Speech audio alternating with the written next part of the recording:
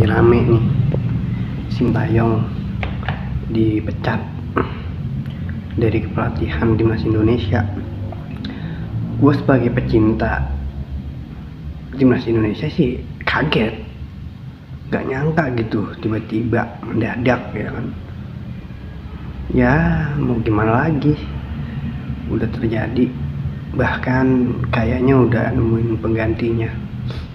Secepat itu PSSI. Sedih pasti ya, jangan sampai berlarut-larut.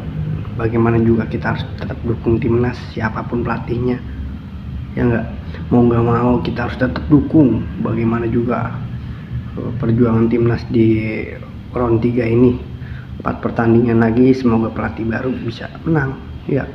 Buat Sintayong, kalau emang sekiranya kangen sama Indonesia, main ke Indonesia, ke Bekasi, iya main ke Bekasi, nontonin proyek jalanan, kali aja hilang pusingnya nontonin proyek yang kelar ya.